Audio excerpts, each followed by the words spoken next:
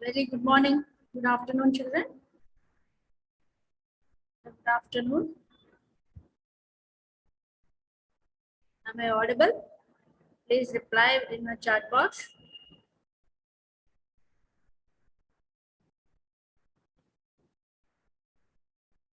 Sem 2, semester 2, paper 12, commerce paper 12, money and banking is the subject given to me, English medium. So we all are fond of money, right? So what is money? How this money has been evolved, and before money, what we used to do. Okay, all this, and then what is banking? What are various types of banks, what are the functions various banks perform, and how do these banks came with the various activities, and different types of banks came into existence to fulfill the customer needs is what we are going to learn under this subject. Okay, in money part you'll learn about what is money, what are its functions and features, and then theories regarding the money. You will learn demand and supply of money. You will learn under the money part, and under banking part, you will learn about evolution of banks, types of banks, their functions, and the relationship with the customers, and then emerging trends in the banking is what you are going to learn. You have 5 units. Under each unit, 2 to 3 chapters are there. Okay. I'll share the screen. I'll show you the syllabus first. Then we will go to the topic, today's topic.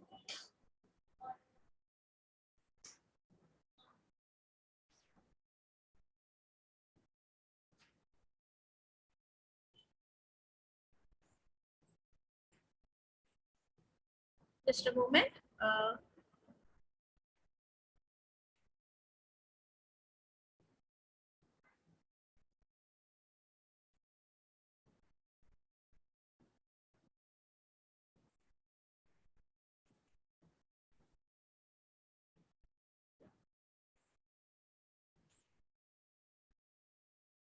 First, I'll discuss with you just a quick view of our syllabus. I'll show you. Then we'll move on to our today's topic. Hope this is visible to you all.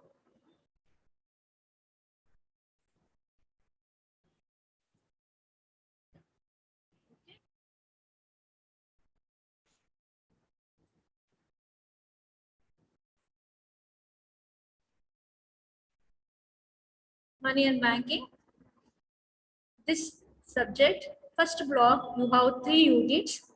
About the and these 3 units, you will learn about money. What is money? What is its role and the value of money?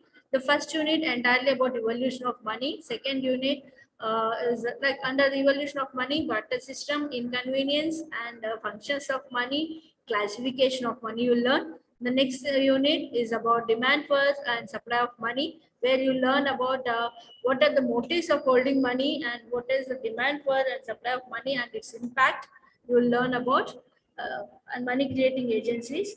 Third unit about theories of value of money. Various economists has given various theories regarding the value of demand for money. Okay, so that we are going to learn under these 3 units. The next second block is about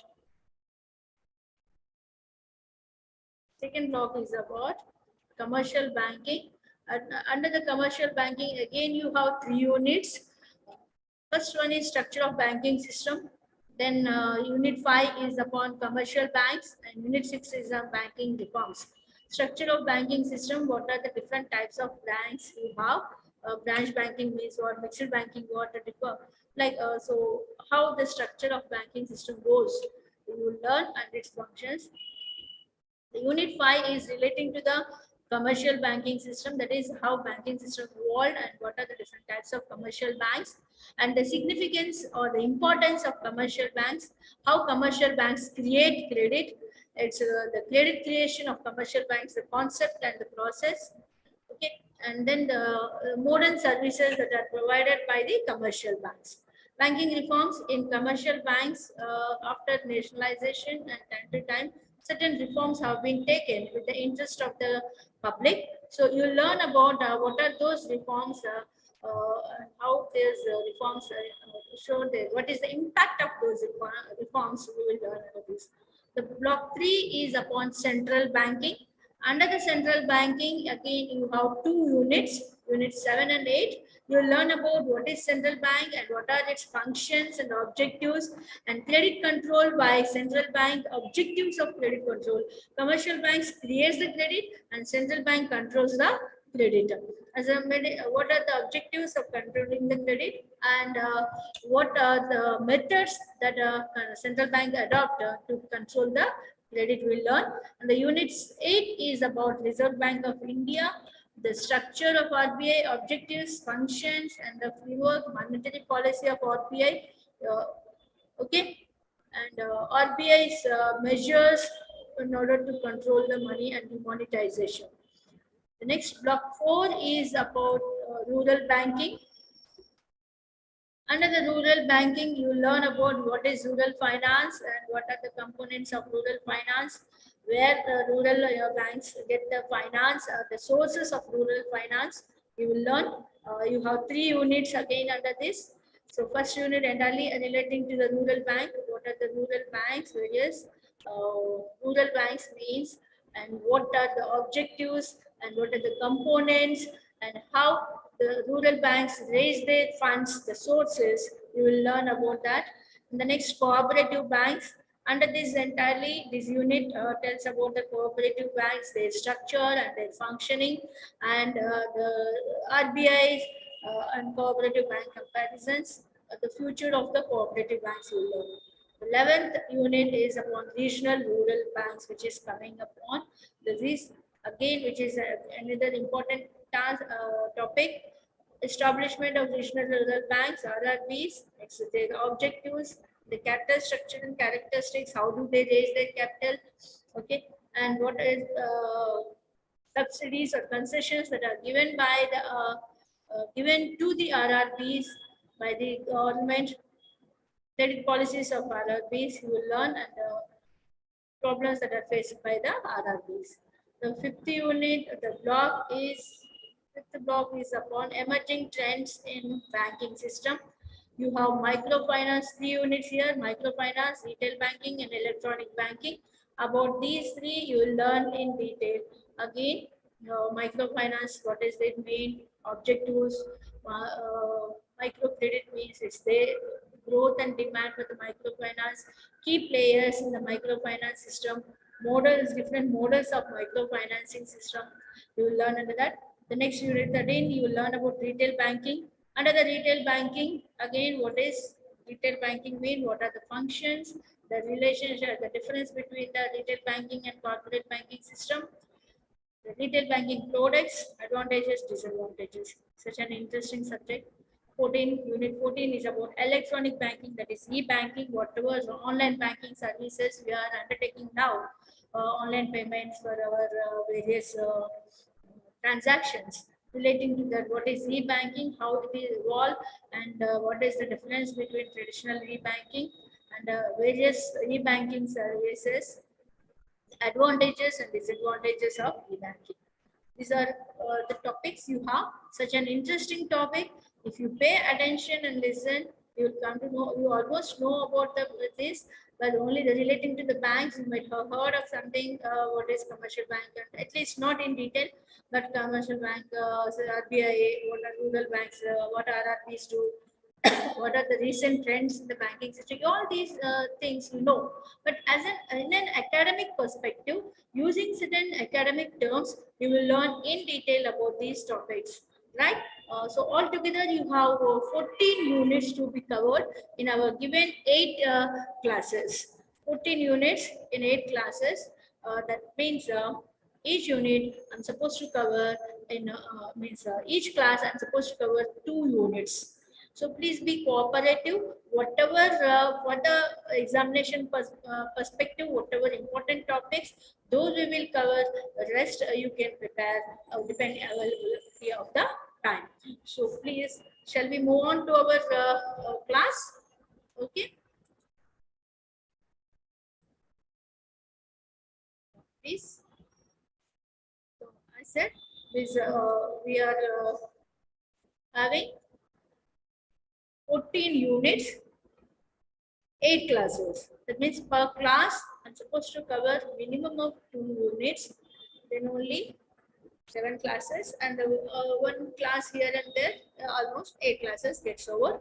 So each unit you have seen so many topics have been given under the syllabus. So covering all these topics in a single class is cannot be expected, right? So whatever are important from the examination perspective, and whatever whichever are difficult we feel for you to understand individual learning, those topics we will cover. I will cover and explain you. Okay. Please do cooperate with me. If you have any doubts, you can ask at the end of the class. Let me complete the class. So once we complete the class, you can ask your doubts and keep your notebook ready. And whenever you get a doubts, please write your doubts on the notebook. And at the end of the class, I'll give you 5 minutes time to answer your valid questions. Right? Now let us move on to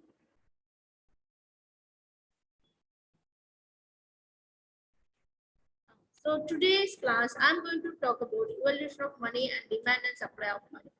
Okay. Under this, I covered everything: barter system, functions of money, classification of money. Then under the demand for and supply of money, I covered demand for money, motivating money, elasticity of demand for money, supply. I covered money creating agencies. These are the topics almost I covered in this today's class. Let me share you.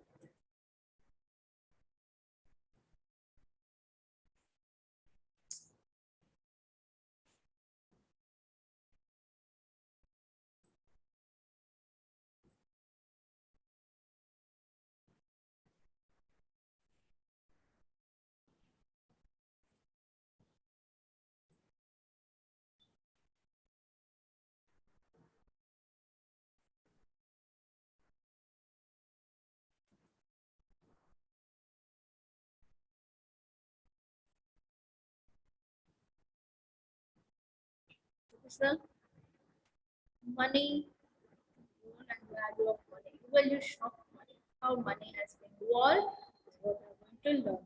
Before we learn evaluation of money, before money, what was there? So under this topic, you are going to learn about inconveniences of barter system, meaning, functions and role of money, characteristics of good money, motives of holding money, demand and supply of money, agencies creating money, various theories. Various theories we will cover in tomorrow's class. You see, what is this people Bradley Vincent? He says money is a tool. Used properly, it makes something beautiful. Used wrong, it makes a mess. We all know about that, right? And money was invented as a lubricant for the barter system, but we are way overdue for the lube and oil change. What he's saying? Money was invented as a lubricant for the barter system, means to make a free exchange of goods and services. A free exchange of goods and services, we invented money, but we are overdoing it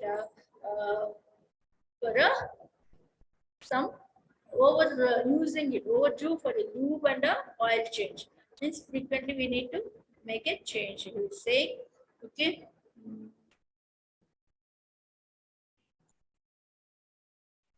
See, a very important invention of a human being is money. Wheel. After wheel, the next invention is money. Because wheel got industrial revolution, right? Population explosion, right? Then after that, we the next invention of human is money, because it is a central point around every economy, right? The money is a central point around every economy, which where every economy revolves around the is money. Money has made possible every because of this money only economic progress. We are seeing economic progress. Okay, and every person engaged in a different activities. Because how? Because see, in order to earn money, each person engaged in some other activity to earn the money. So they earn money in order to spend and to save for future use, right? So everyone earns money, works hard to earn money. This the very motive behind earning money is to spend for their requirements and to save for future use. So let us see what is this money and how it was evaluated, what are the functions and role it plays. So before we learn about the evolution of money, let us talk about the barter system. Barter. Money cannot be a big subject of money, or the topic upon money cannot be moved without discussing barter system. So before with the evolution of money, I think you people in the first semester learn some business organization, and there you learned about evolution of business, right? Did you all remember evolution of business? How stages wise the business has been evolved, and industry evolution of industry, right? So there first, when people started started earning, like to get something to live, or to whatever we cultivated, whatever we grow, that has to be sold out, has to be given to someone. When you're giving, take something in return which can be used for you. That concept, that mindset in the people has led to evolution of money. Means the exchange of goods. That thought in the minds of the man, human being, led to barter system. Like, see, as a man, as a family member, I used to cultivate some land, okay, and grow some 2 quintals of paddy. But do my family members eat the entire 2 quintals? No. But only with the paddy can I survive? No. So what I need, I would like to exchange my paddy. In return, I want to get some dal, or I want to get some vegetables, so that I can mix both and can have a food. Right? This kind of thought in the minds of the human being or the man has led to exchange of goods and services, which is itself is a barter system. An economy where direct exchange of goods for goods and services is called barter economy, or C economy, commodity economies. Commodities are exchanged. Okay, a barter system where an economy where direct exchange of goods for goods or goods for services has taken place, that we call as a barter economy or barter system. This we also call as a commodity. But this barter system, after a few days later, the man has identified there are certain difficulties. He found certain difficulties in exchanging the commodities. You see, I grow paddy, but I need dal. I don't need wheat. Okay. So the person who have grown paddy, wheat, need rice. That is paddy. So these three people requirements are different. These two people requirements are different, so they cannot exchange. So lack of coincidence of wants. Lack of coincidence of wants is one of the drawback of a barter system. Because I need paddy, but for exchange of paddy, I want a dal. My next neighbor has cultivated wheat, but he need the rice, that is paddy.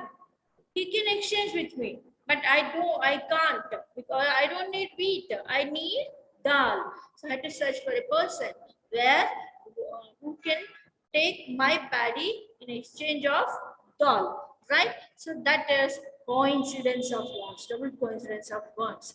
Has become very difficult because there is no common unit of measure of these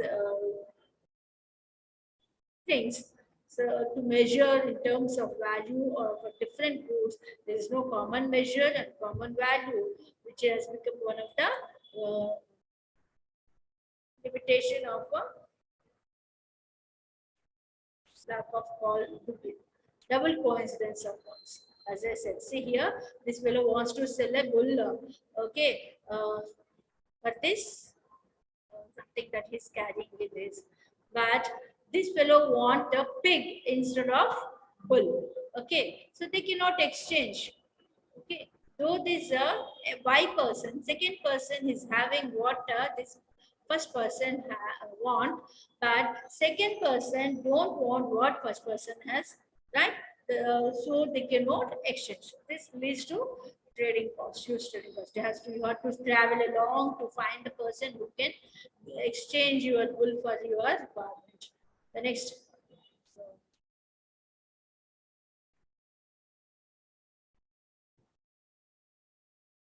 second one, lack of common measured value. There is no common measured value because some things are different and have the different value for and can okay. So paddy has different value. See, you cannot exchange 10 kgs of paddy for a one bull. The values are different. 10 kgs paddy, you will get it over. A family can get it over in a 15 days of time or 1 month. But bull will give a long working. Can work for a long, can live for a long time and give milk for a, sorry.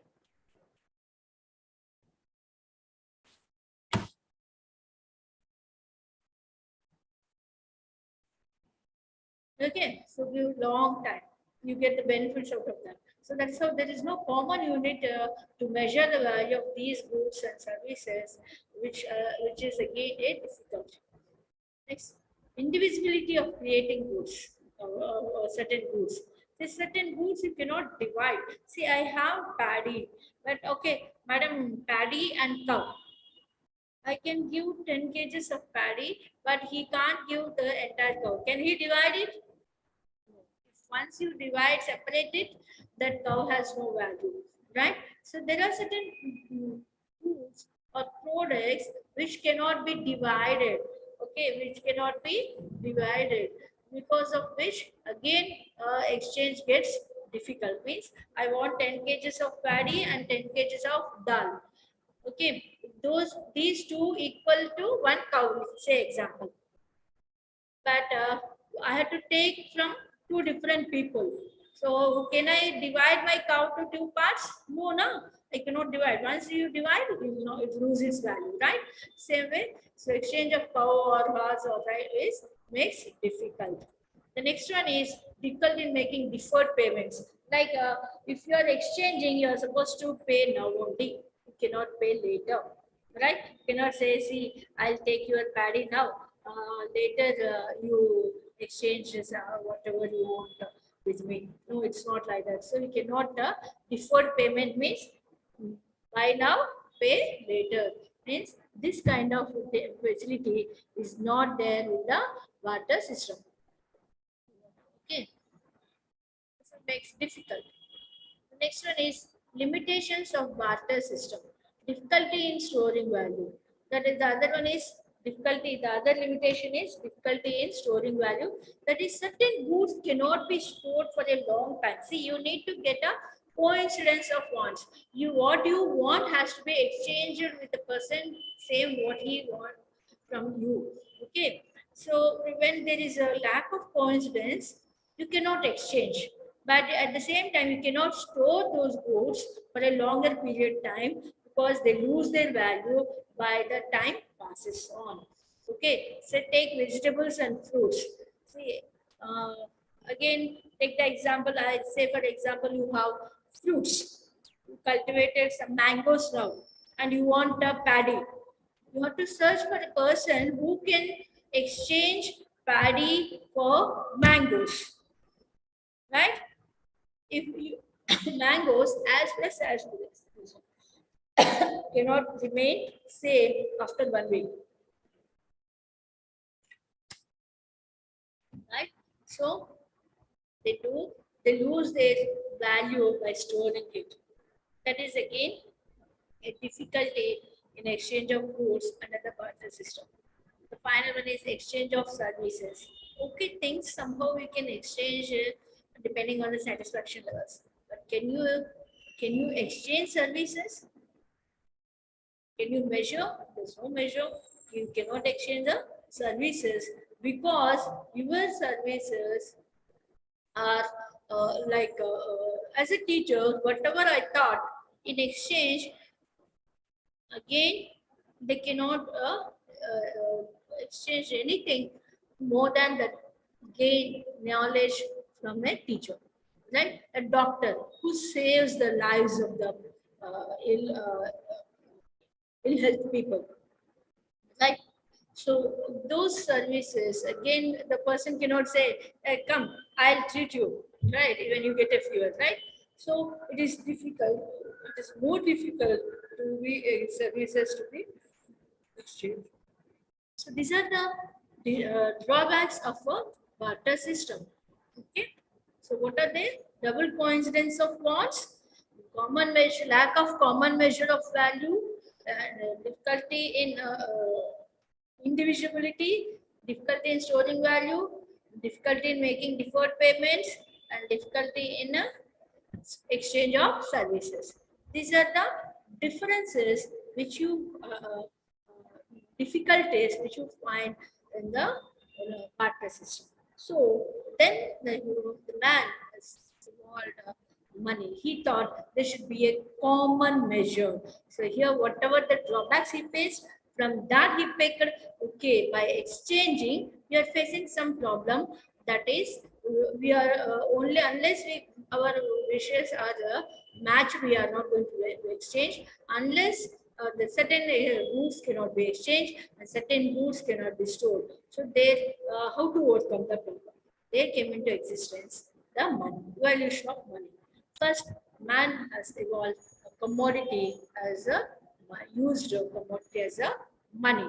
Okay, a physical item is readily interchangeable with another item of the same type. So commodity money.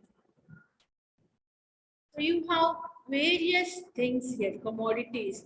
Okay, commodity money means called cocoa beans, copper, seashells, silver, gold, tobacco, salt, tea, or whatever is available in their region. They started using that as a measure of common measure of exchange of goods. Okay, they used as a means of exchange of goods.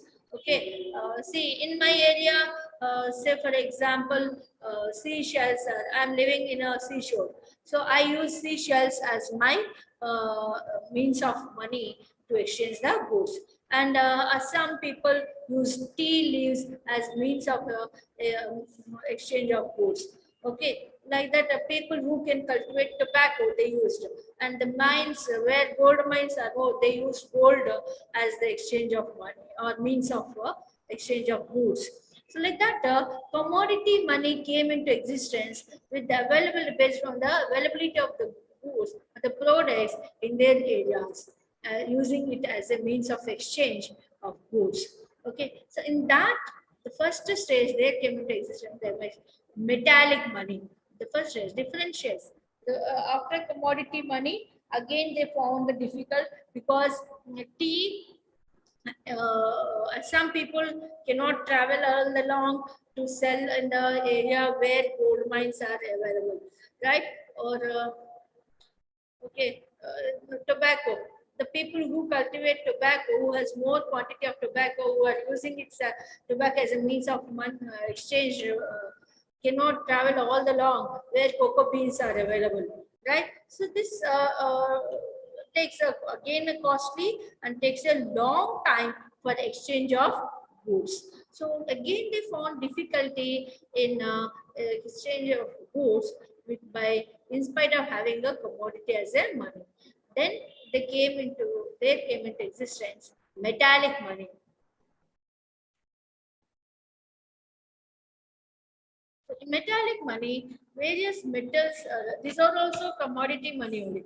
Used various seashells, okay, cocoa beans, all these they used as a money to exchange the goods.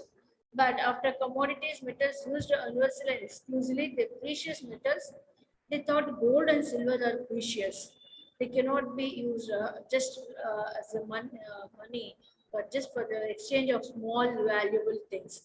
Okay, so there's based on their importance, the commodities and their importance, they divided again into they got some divided as a money means what can be used as a money, which can be like they thought is easily recognizable or not, is it profitable or not, is it available or not to everyone, is it durable means can be used as a money for a long period of time, can be stored, is get destroyed in the future period, is its value going to be stable or not. Based on all these factors, they developed some commodity money. In that, first one is metallic money. Metallic money first stage is different shapes. Metals used as a money for exchange of goods with the different shapes and sizes. Okay, different shapes and sizes, different people, different areas, and different people use it to exchange money for use money as a means of exchange to exchange the goods. So different regions, different shapes, sizes, logos, pictures embossed on the coins to say that is their money. Okay, and exchange. Second stage, metals were stored in the form of small blocks. These had to be weighted in order to ascertain their value. That's based on the lot size and their value, like here. See, here, say they used to be weighted based on their weight. They will be valued, and then goods will be exchanged. Okay, next third stage is put their marks on metal pieces. Then merchants, what they did, array this money with different sizes and shapes has no control. Everyone is coming with their own metals and trying to exchange. So they should be it should be controlled. The supply of money is has to be controlled so that the metals and coins, whatever we are using, they should be given specific symbol or mark to be used as a money. That's how came into existence this kind of metal coins with the different symbols and all. Later on, when the fourth stage, the kings and kingdoms, they when formed, the kings and kingdoms have formed, these kings started minting their that particular kings images of kings symbols started embodying on the coins. So this particular king, whatever the king, it that coin tells this coin is from particular kingdom, is belongs to this so and so kingdom, this coin belongs to so and so kingdom. Like that, some recognition has been started given, and they used for exchanging the goods. Okay, and that is when kings and kingdoms formed this kind of fourth. This is the fourth stage. This is the third stage. In the fifth stage, when kingdoms are getting losing their place down slowly, when the governments are formed, they came into existence. Minting of coins by the government as a sole authority. Okay, means in order to have a control over the supply of money, then government taken the sole authority of minting of coins in order to use it as a means of exchange in the exchange of goods. Then there came in after that coins again had some difficulty. Their coins weigh a lot, and carrying these heavyweight coins for a long, a huge quantity of coins for a long distance is dangerous, and weight also are no safe also. So there came into existence paper money. Paper money have become more substitute for the metallic money, that is coins whatever used. And this because how is that any paper can be used as a money? No. Paper money that which have intrinsic value, money paper which has intrinsic value, that has been used as a money with the general acceptancy and scarcity in its value, in its supply. You might be observed or not, I don't know. If you observe the quality of the paper that government use for printing the money, is different from that the paper that we use in our daily life. Okay, so by giving some general acceptance and scarcity in supply and providing some intrinsic value to that note, currency note, they came into existence paper money. Okay, so the next then came into existence credit and plastic money. Yes. Even paper money as with the development of the technology, development of growth of the economy, there came into existence the plastic money or credit money. You all know what is plastic money and credit money. This picture itself tells you. After paper money, even paper money has some drawbacks, like it is not durable after a certain long period of time. Of course, it is durable, but after certain period of time, after say after 5 years or 10 years, by heavily circulated in the market, it gets there and get mutilated and cannot be used further. And carrying heavy cash and traveling is also not safe. So there came into existence to overcome these drawbacks of paper money came into existence the paper, plastic and credit money. This plastic and credit money we call it. If you have a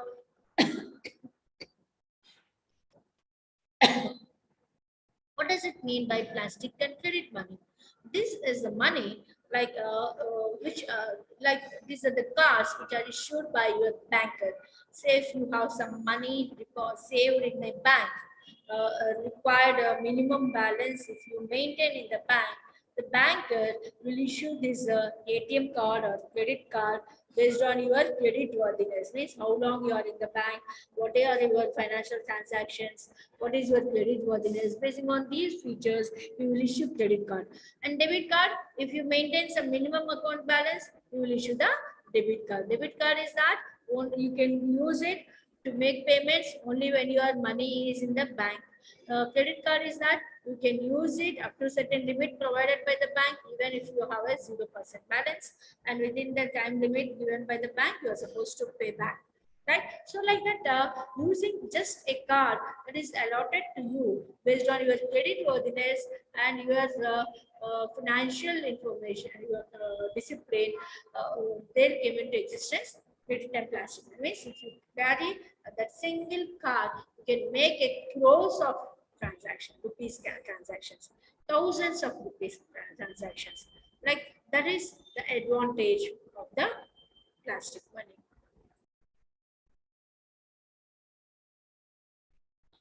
What is money? Okay, we learned about different types of money, but ma'am, still I didn't understand what is money, right? Anyone? So let us see. Anything? Many authors have given many definitions about money. The author has given anything that is generally acceptable as a means of exchange at the same time acts as a measure and the store of value. Means what can be called as a money? A money which is money means anything that is acceptable as a money.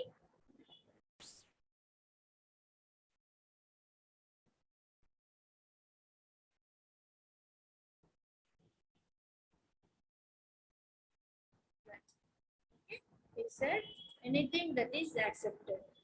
Anything. See, you are government, you made a particular a chip or whatever with a some particular note with a intrinsic value and acceptance and scarcity in supply and say this is going to be act as a money and you are going to use this as a money for the exchange of goods and all transactions, then that's going to be called as a money. So it has acceptance and which can be exchanged and which has storage value and which can be measured, so that anything can be called as a money. Next, Robertson has mentioned define money as anything which is widely accepted in payment for goods or in discharge of other kinds of business obligations can be called as a money, because it's not necessarily currency notes. Bank check, bank DD can also be called as a money. That is what Robertson's mean. Okay, it can be anything in discharge of other kinds of business obligations Anything can be accepted, said to be money. The next Keynes said money is that by the delivery of which debt contracts and price contracts redischarge, and in the shape of which general purchasing power is held. Okay?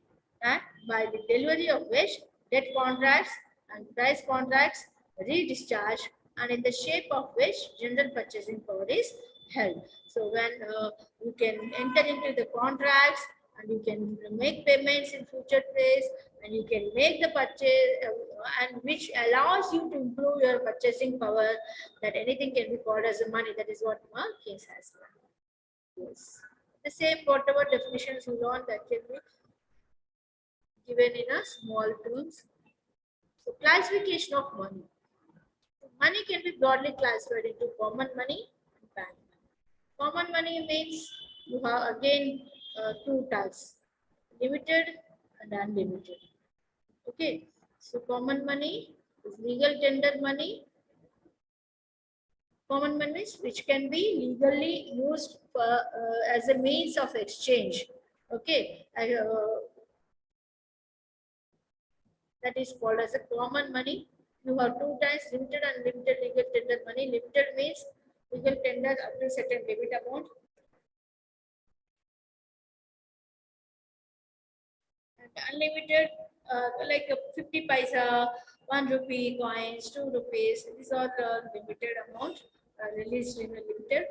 And the next one is unlimited. It has to be accepted up to any amount as a medium of payment. In India, the 1 rupee is an example. Currency notes can be said to be unlimited. Coins can be set under the limited. The next, again, under the same common money, again you have metallic and metallic money and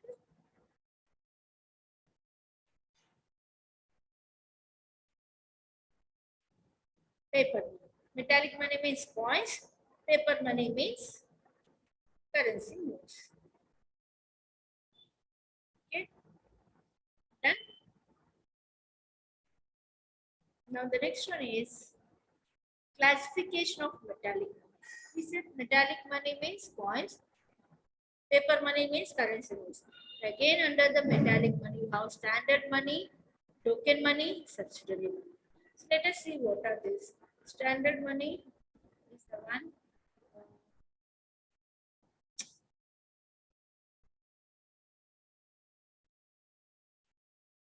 Like whatever the coins that you use that are minted by government and issued in the market, those we call as a standard money.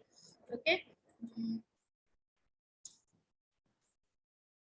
Token money means the money which you used for the purpose of exchange,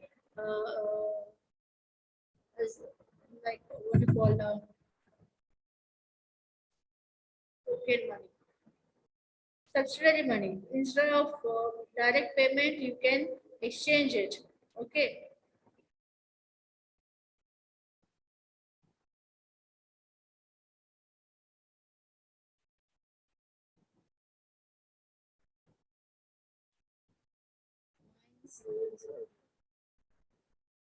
Like token money, I can say, see, I have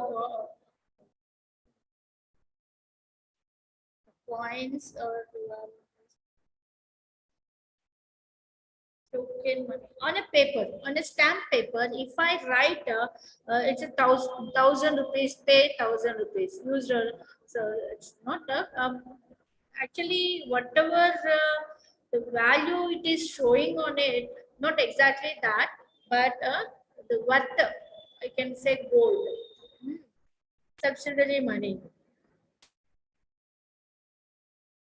Subsidiary money is that which is used in the place of other original standard money. Once we can say coins itself, 1 rupee coin, 2 rupee coins, 5 rupee coins, 25 paisa coins, 50 paisa coins. This all said to be the subsidiary money. Subsidiary money. Okay.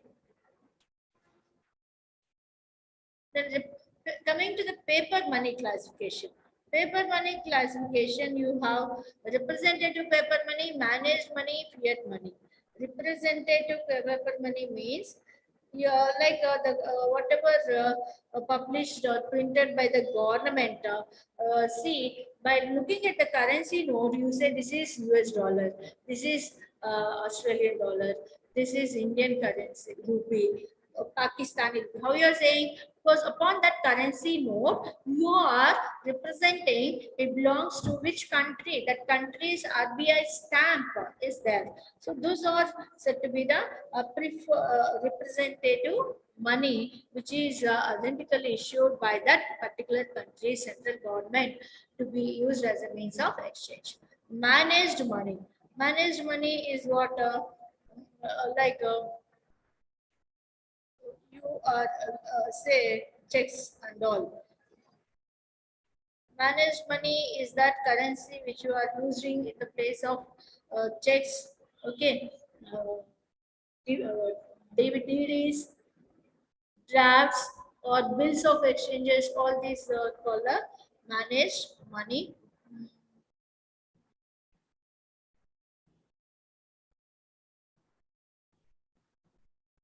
The next one is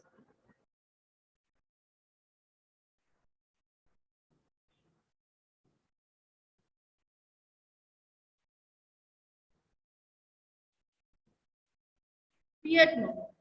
Fiat money is that what is exactly not in the form of cash, but it is in the form of accounts, the finance strategy resources, the resources, whatever, financial resources, whatever you have, that we call as a, like you will not find that money in hard form. Okay. Now you can say this what you call cryptocurrency is a fiat money, because you don't find it in a hard form.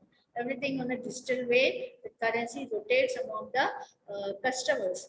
Okay, and not okay, but earlier, as per the earlier terms, if you take fiat money means is that fiat money is that governments or the countries keep maintain certain reserves, gold reserve. Okay, that is gold reserve is not fiat money. It's like a representative managed money. Okay, fiat money means account balances.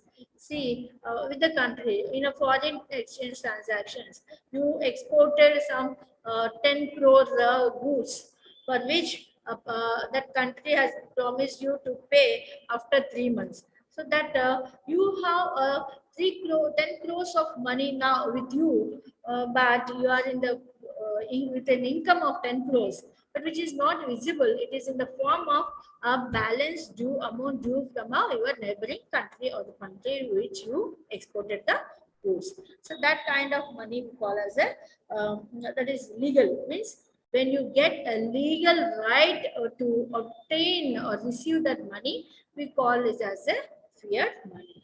So next, you have bank and credit money.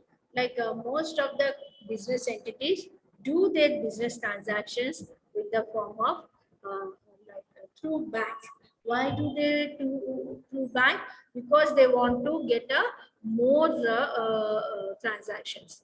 Okay, they want to do it have legal requirements. They do their business through checks, through bank by issue of checks, drafts, okay, and all.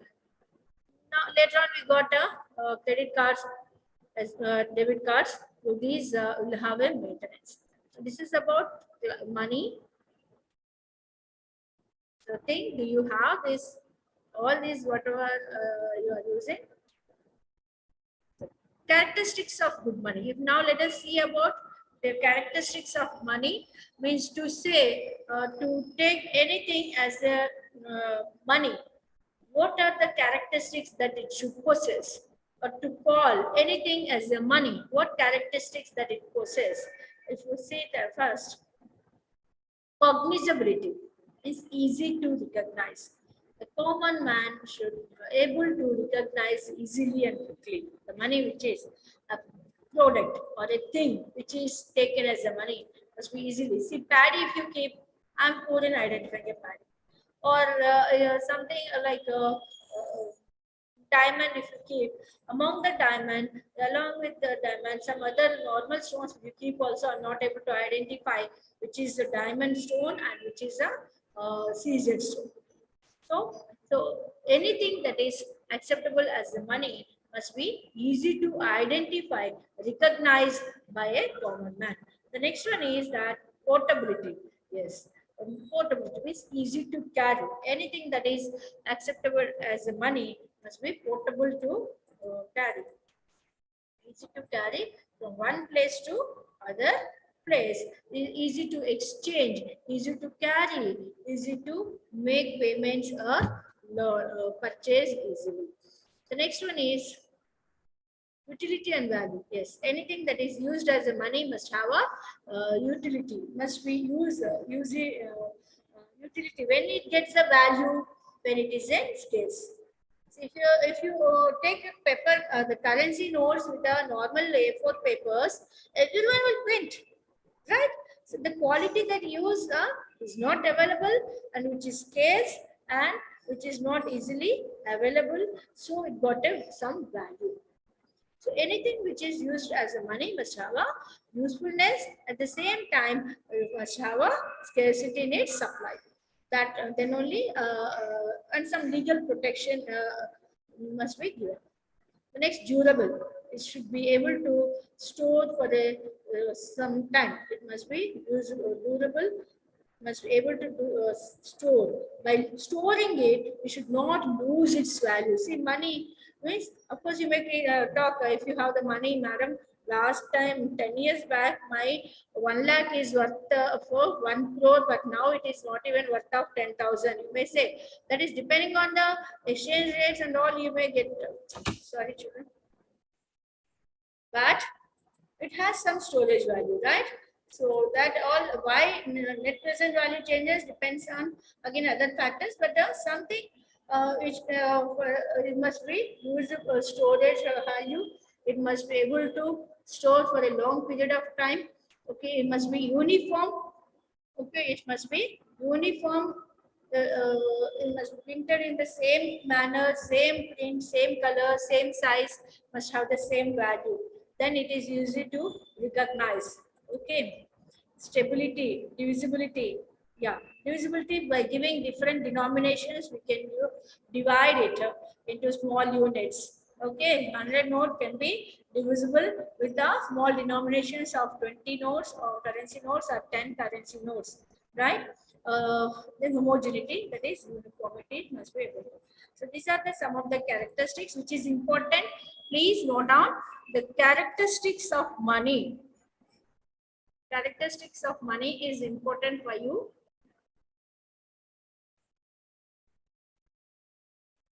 Next one is functions of money. What functions that money performs is also important for you. What functions that money performs is also important for you. Primary functions, secondary functions, and contingent functions. These are the basic functions. Let us see about the basic classification and what are primary functions means. The primary functions of money is medium of exchange and measure of value. The primary functions of money are medium of exchange and measure of value. What is meant by medium of exchange? Money, which can be anything that is used as a money, it can be as a medium of exchange. To exchange, it means, see, I want to buy some books. What should I, how should I buy? Money. Whatever I'm using as a money, it should be, if I carry some A4 size papers, one bunch, and ask to take these papers and give books, will he? No. If I carry some newspapers and take these newspapers, these are 10 kgs worth, and take these newspapers of 10 kg and give me books, no. Will you get? No. That is which has legally, which is acceptable and acceptable by all the people in order to exchange for goods. So it acts as money, acts as a medium of exchange. The measure of value. Yes. Using money only we are measuring. Yes. this rice, 1 kg rice is this much value, 1 liter petrol is this much value, and 10 grams gold is this much value. How you are measuring? Because by it helps. So money, the main function of money is measure of value. Means it helps in measuring the value of different commodities, goods, and services. So then, how do you measure? You measure in different terms, and depending on their value, their availability, their requirement, demand, and supply, the value of that commodities or goods and services are measured. So money function performs as a measure of value. These are the two: medium of exchange and measure of value, or the primary functions of money. The next we have secondary functions, which are standard of deferred payment, store of value, transfer of value. Standard of deferred payment, like let us say about storage value. Money can be stored for a long time. By storing, you will not lose the value of money. Okay. So 10,000, if you save now, deposit in the bank, after 3 months or 1 year also, you can take that same 10,000. It will not lose its value, right? As it has the storage value, it also performs the function of standard of deferred payment, like buy now, pay later. Like in a certain services or certain works will be paid later instead of at the time of the service or the contract itself. Say take an example of construction industries. Construction industry, okay, you pay the contractor in the beginning itself? No, na? At the same time, if you say I'll pay at the end, will the contractor accept? No. Both the people, contractor and the buyer, enter into an agreement to pay some amount now, and then to pay the balance after the handover of the building or whatever, right? So this deferred payment means you can buy now and pay later. There came into existence, which has elaborated the money and banking services, that is loans.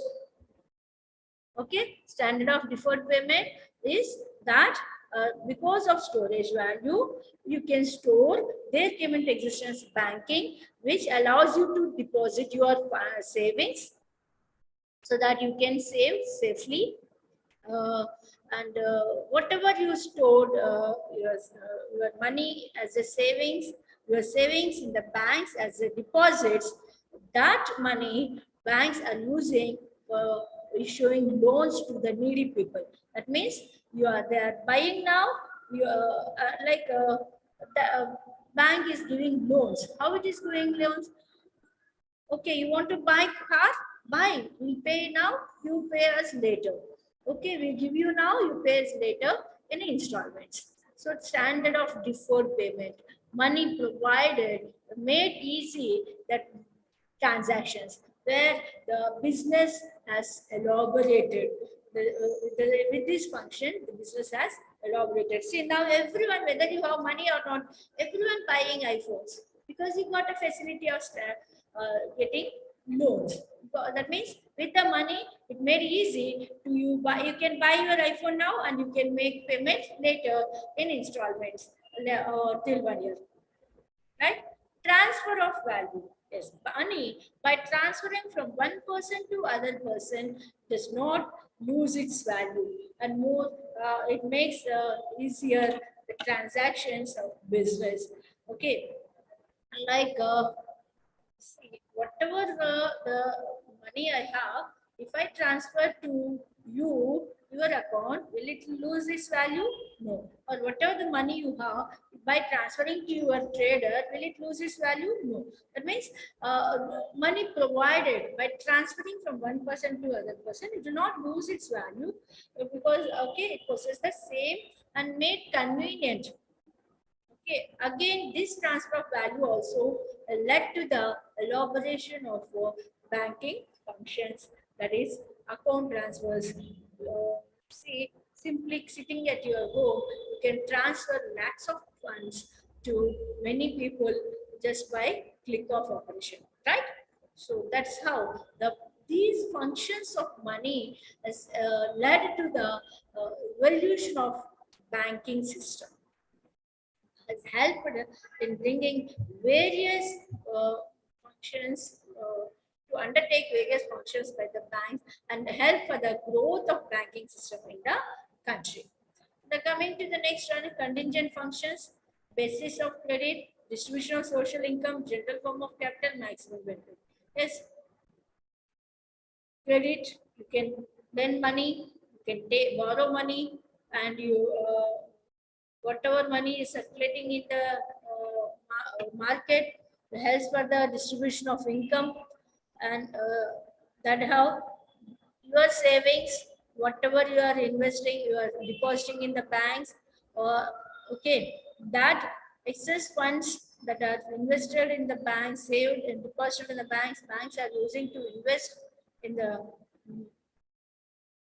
companies to raise their capital, helping. See, you are investing, see, saving your deposits. See, you have small saving, 10,000. With your 10,000, you cannot do a big business. Okay. At the same time, with the one single person's 10,000, big business idea cannot be implemented. So what happened?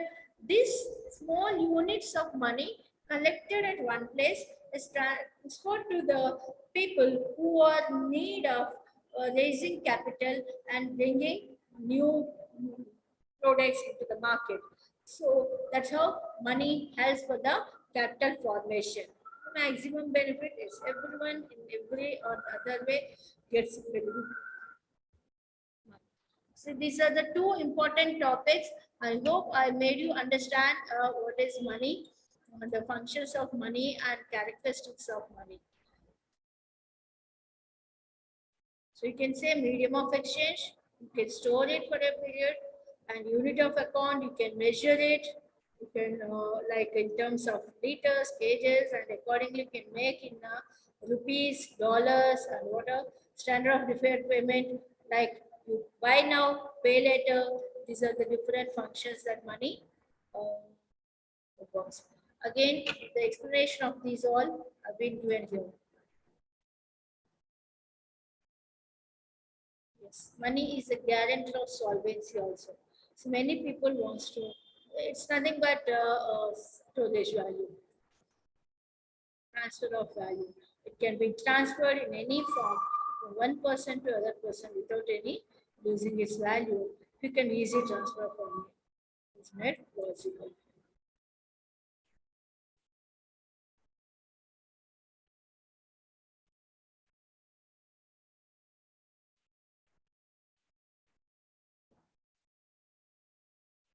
So this is about money. I thought of covering demand for money also in today's class only.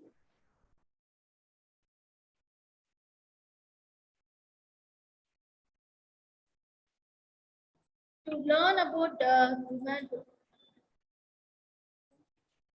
Wait. Sorry, this is for tomorrow's class.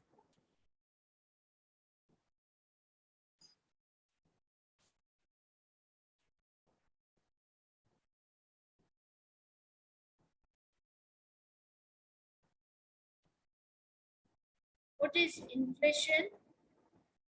Rise in prices and fall in the value of money. When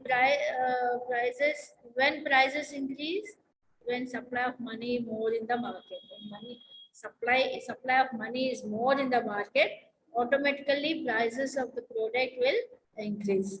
Okay, so that value of money will when supply of money increases, automatically value of money will decreases, right? Leads to inflation. Deflation is that fall in prices and rise in the value of money. When supply of money decreases, prices decreases, and the value for money increases. See children, earlier days, your parents and grandparents' time, if you see, if they work for a whole year, which after they complete whole life, like after their retirement stage only, they used to build their houses.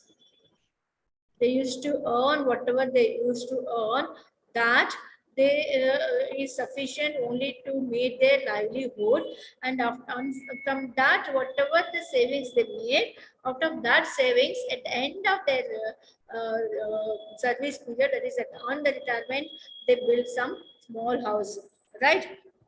So this is supply of money is less those days, and they used to value a lot for the money, and they spend very cautiously. That's how the prices also are low in those days. Whereas now the supply of money increased and prices are increased. Now you are getting with your limited minimum qualifications, you are earning. Everyone is earning thousands, minimum 10,000. The limited qualifications of basic qualification, everyone is earning 10,000, 50,000, and thousands of rupees. So when you are earning much, you don't value money and you spend a lot. When you don't value the money, means you are ready to spend to whatever extent. See, now everyone is carrying a smartphone, Android phone, not less than 20,000 value, right? So how you are spending? Because you are earning. With your minimum qualification, you are getting just like that, and your spending. When your spending is increasing, you increased in the sense your value for money decreased. That means supply of money is more. When supply of money is more, value for money decreases, and spending increases. Automatically, prices also will increase. Okay, so this demand and supply of money will from there came into existence this quantity theory of money. Same with the next class.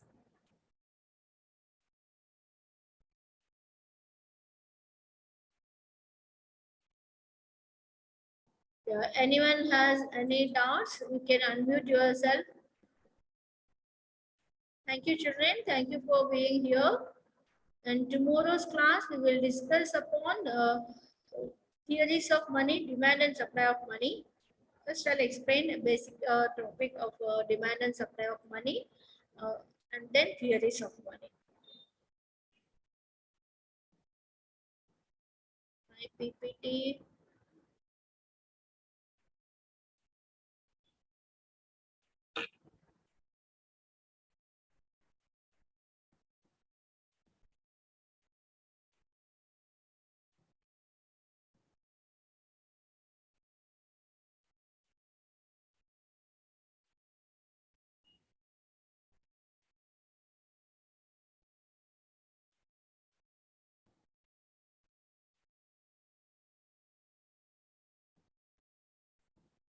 Everything is there in your what you call textbooks, children.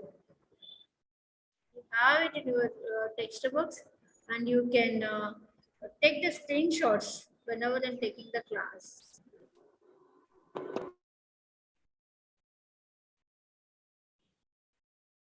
Anything else? Do you have any other?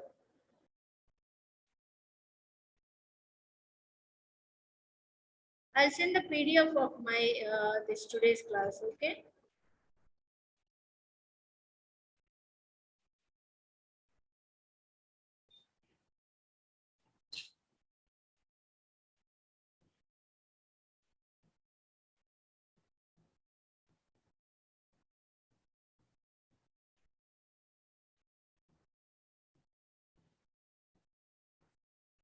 Do you have any doubts again, children? Is there anyone has doubts? Anyone else? Hope you all followed today's class. So I'm winding up this class now here. Tomorrow we'll meet again at the same time, 1:30. And we will discuss about demand and supply of money, and then theories of money, important theories.